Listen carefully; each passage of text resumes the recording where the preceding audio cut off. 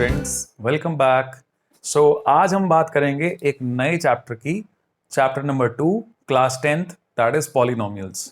तो पॉलिनोमियल्स एक बहुत ही इजी और बेसिक चैप्टर है, क्योंकि ये एक ऐसा चैप्टर है जिसके बारे में हम क्लास 8th में भी पढ़ चुके हैं, क्लास 9th में भी पढ़ चुके हैं, और हम दोबारा से पढ़ेंगे फिर क्लास 10th में। तो क्लास 10th में पॉलिनोमियल में ऐसा क्या होने वाला है जो क्लास 9th में नहीं देखा, और ना ही हमें उसके बारे में कुछ पता चला। तो कुछ कुछ चीजें सेम रहेंगी और कुछ चीजें डिफरेंट होंगी। तो शुरुआत करते हैं चैप्टर 2, पॉलिनोमियल्स। तो चैप्टर नंबर 2, पॉलिनोमियल्स, इसको हम पहले रिवाइज करेंगे 9th क्लास से, फिर हम आगे चलते हैं क्लास 10th में। तो बच्चों, पॉलिनोमियल्स में अगर हम थोड़ा सा इसको अलग अलग बात करें तो इसमें क्या मतलब होता है, पॉली वर्ड है और एक नोमियल वर्ड है। पॉली का मतलब होता है मैनी, और नोमियल वर्ड होता है टर्म्स।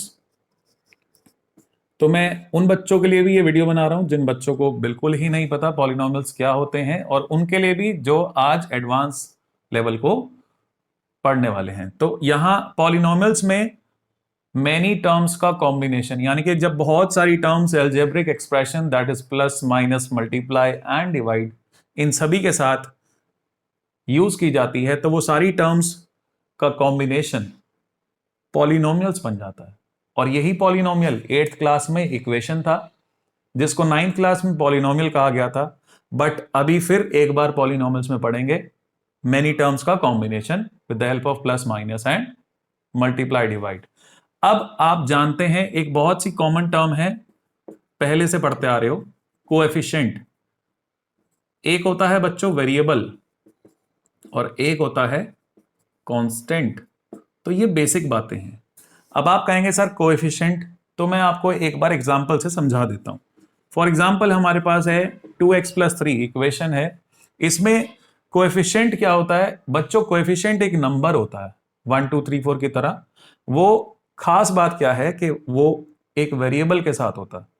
अब आप कहेंगे सर वेरिएबल क्या होता है, आइए बताते हैं। ए से लेकर जेड तक जितने भी अल्फाबेट्स ए टू जी, आपकी वेरिएबल्स ए टू जी होते हैं, कोई सा भी हो, MNOP XYZ कुछ भी। आपकी इक्वेशन में जो भी वेरिएबल होता है उसके साथ वाला नंबर तो कोएफिशिएंट होता है, और उसके साथ वाला अल्फाबेट क्या कहलाता है, वेरिएबल। करेक्ट। और आप कहेंगे सर कांस्टेंट क्या होता है, तो इसकी बात हम भूल गए, इसको हम भूल गए। ये होता है कांस्टेंट। कांस्टेंट का मतलब होता है बच्चों एक सिंपल सा नंबर जिसके साथ कोई XYZ, कोई ABC कुछ नहीं हो, उसको हम कांस्टेंट कहते हैं। तो एक सवाल छोटा सा आया था बोर्ड्स में कि 7 इज इट अ पॉलिनोमियल और नॉट। तो बहुत से बच्चे इसमें नो आंसर लिखते हैं, क्योंकि सर ये पॉलिनोमियल नहीं है, इक्वेशन नहीं है। मैं आपको कहता हूं ये पॉलिनोमियल है, बिकॉज अगर आप बुक्स में पढ़ेंगे तो यहां लिखा होता है it is a constant polynomial. Which type of polynomial, constant polynomial. तो यहां पर आपको ये एक नंबर भी पॉलिनोमियल होता है, ये ध्यान रखना है। 9th क्लास में हमने पढ़ा था बहुत सारी चीजें कि बहुत सारे टाइप्स होते हैं पॉलिनोमियल्स के, डिग्री के बेस पे और टर्म्स के बेस पे। तो उन सब के बारे में मैं इस वीडियो में डिस्कस नहीं करूंगा। आपको ओरली आपको याद हो जाएगा कि अगर डिग्री तो आप जानते ही हैं, जैसे कि हाईएस्ट पावर ऑफ वेरिएबल, जैसे कि अभी मैंने एक एग्जांपल दिया था कि 2x + 1 या 3 लिखा था, तो इसमें वेरिएबल है x, और x की पावर आपको नहीं दिखाई दे रही, तो आपने 0 नहीं लेना, क्योंकि किसी की पावर 0 1 होता है, आप जानते ही हैं। यहां पे कुछ नहीं है तो आपने क्या लेना है, पावर 1। तो यहां पावर 1 आ गई आपके लिए, ये पॉलिनोमियल है with degree 1, that is called linear polynomial. Linear polynomial is that polynomial which has degree 1। यहां पर अगर 2 पावर आ जाएगी तो नाम क्वाड्रेटिक हो जाएगा, अगर पावर 3 हो जाएगी तो क्यूबिक हो जाएगा, पावर 4 हो जाएगी तो बाय क्वाड्रेटिक हो जाएगा। तो इस तरीके से ये बेसिक बातें 9th क्लास की हैं। हाँ, एक और टाइप होता है पॉलिनोमियल का, जैसे कि यहां पर 2 टर्म दिखाई दे रही हैं आपको, तो इसको हम क्या कहते हैं, बाइनोमियल। ऐसे ही हमारे पास और भी टर्म्स होती हैं, तो उसको हम ट्राइनोमियल, मोनोमियल, सिंगल टर्म के लिए, और पॉलिनोमियल्स तो हैं ही ये सब।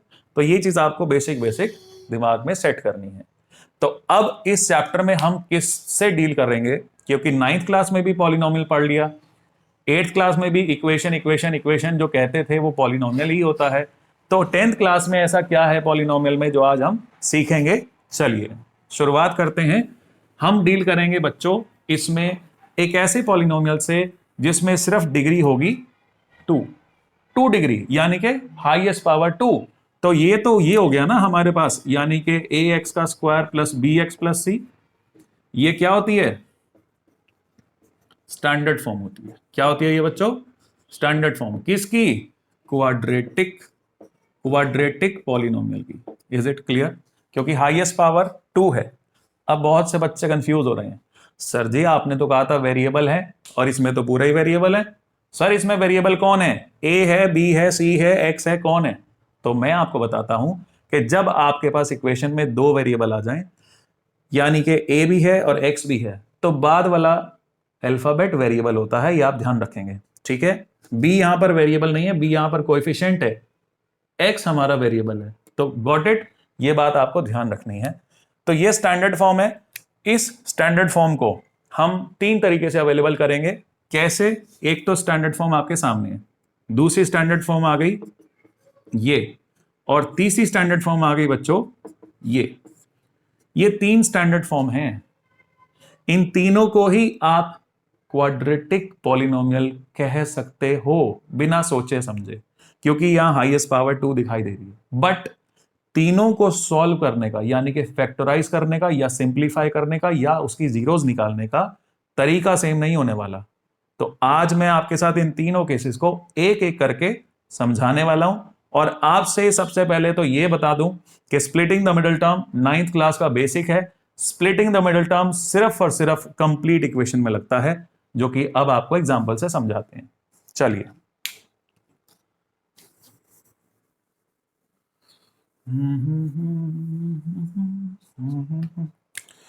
तो हम एक क्वेश्चन ले लेते हैं।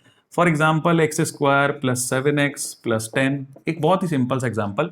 ये बच्चों स्टैंडर्ड फॉर्म में है और कंप्लीट इक्वेशन है, तो इसमें हम लगा सकते हैं SMT, बोले तो स्प्लिटिंग मिडिल टर्म। अब ये होता क्या है, बहुत से बच्चे बहुत ना डर जाते हैं, कंफ्यूज हो जाते हैं, अरे सर ये क्या बता दिया, ये तो बहुत ही अजीब है। अजीब नहीं है बच्चों, इजी है, आओ सीखें।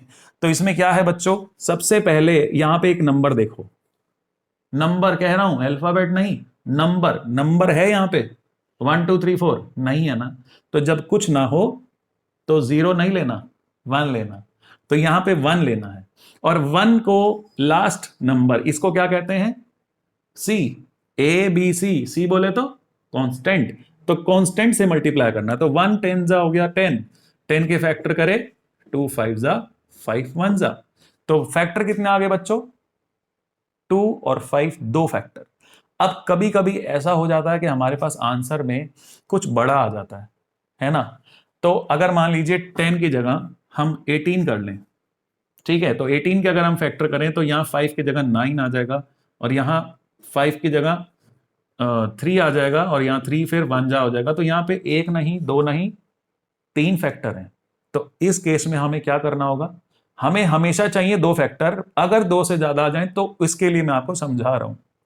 हमें बच्चों क्या करना होता है, मोर देन 2 फैक्टर्स में हमें किसी भी 2 फैक्टर को मल्टीप्लाई करना, या बाकी बचे हुए सबको मल्टीप्लाई करके 2 बनाने हैं। अगर 5 7 भी आ गए तो 3 को अलग कर लो, 4 को अलग कर लो, या 2 को छोड़ के 5 को अलग कर लो।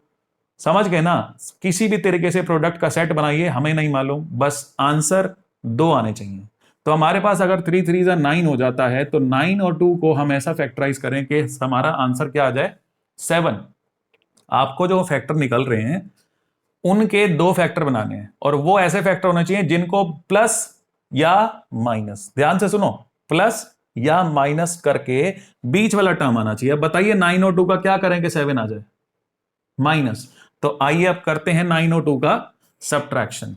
तो यहां से आपके पास मिलेगा एक्स स्क्वायर प्लस 7 को क्या लिखूंगा मैं मॉडिफाई करके, 9 माइनस 2 ब्रैकेट में, ठीक है, साथ में लिखूंगा एक्स, और आएगा मेरे पास 18।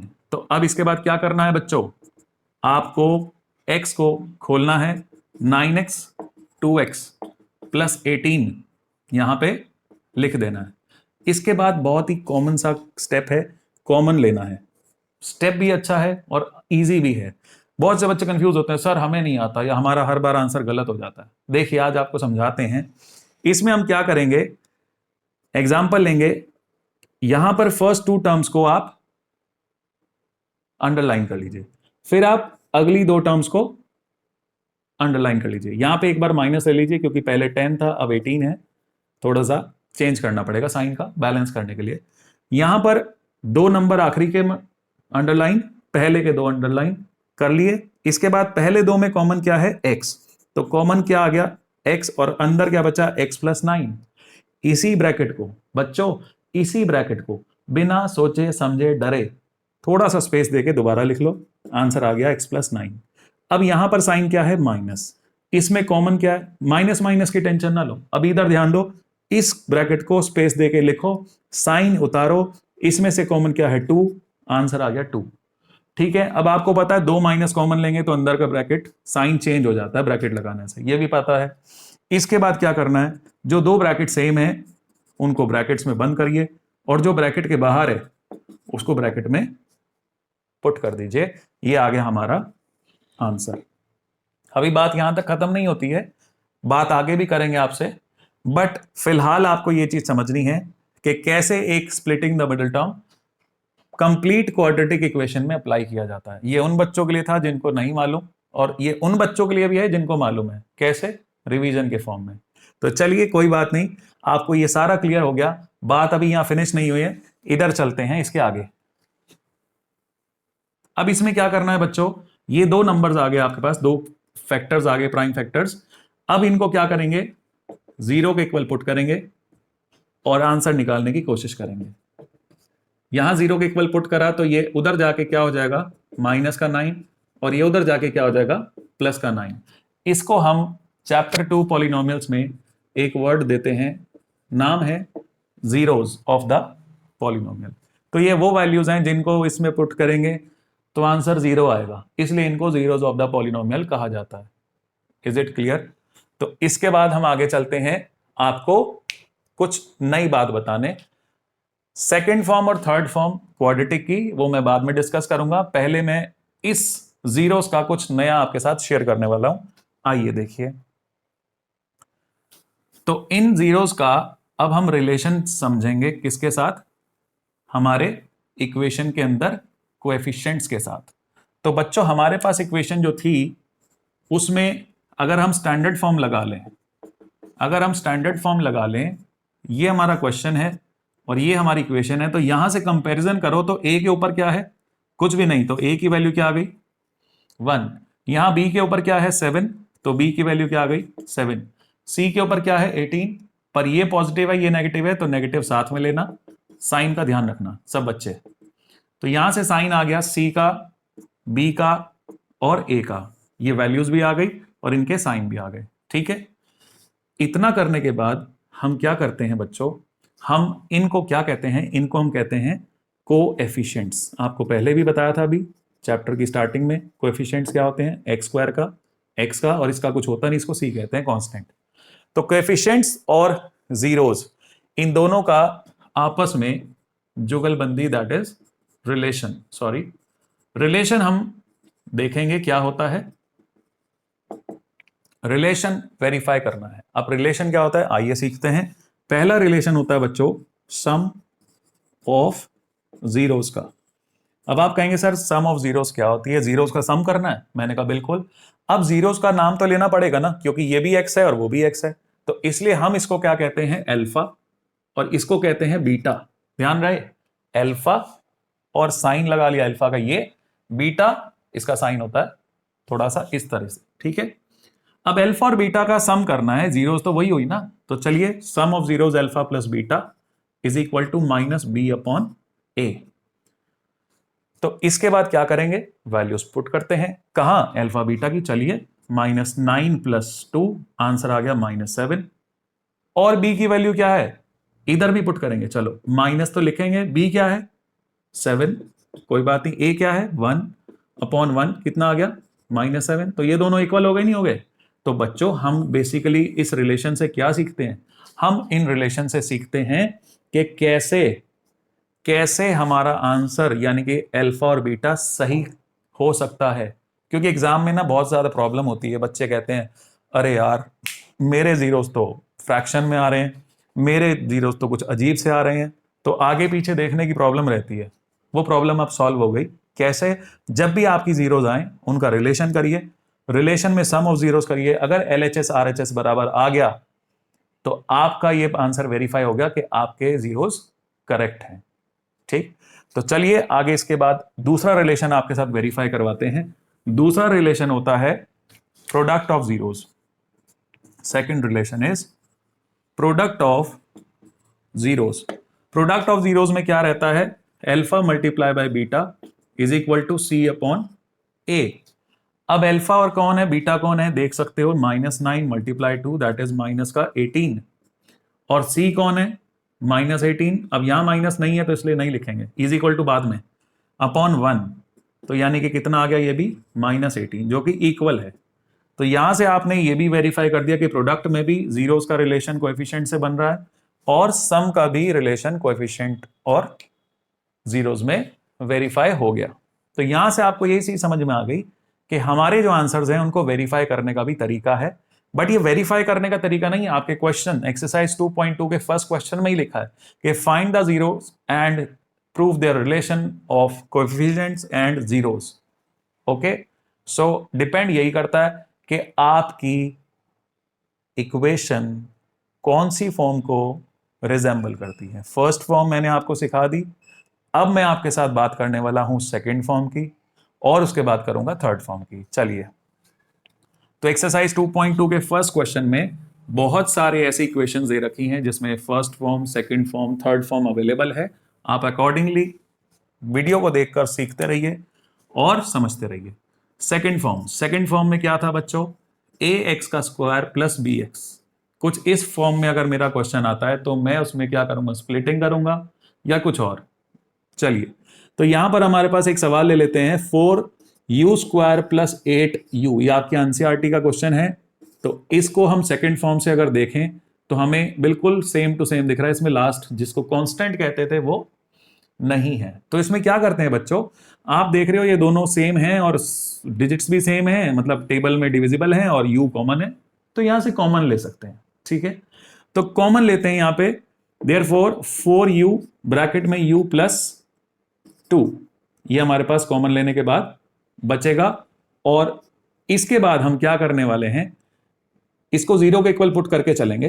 पहले तो इसे आप शुरू से ही ऐसे करिए, इसको 0 के इक्वल पुट करिए, put 4u square plus 8u is equal to 0। ठीक है, और उसके बाद आप करिए कॉमन, आपके पास बचेगा 4u, u plus 2 is equal to 0।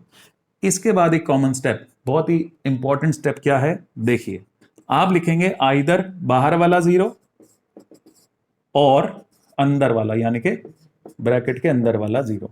Correct, u की वैल्यू क्या आ गई यहां पे 0/4 और यहां से u की वैल्यू आ गई -2, और 0 अपॉन समथिंग इज ऑलवेज 0। तो ये बन गया बच्चों अल्फा और ये बन गया हमारा बीटा। ये बात समझ में आ गई।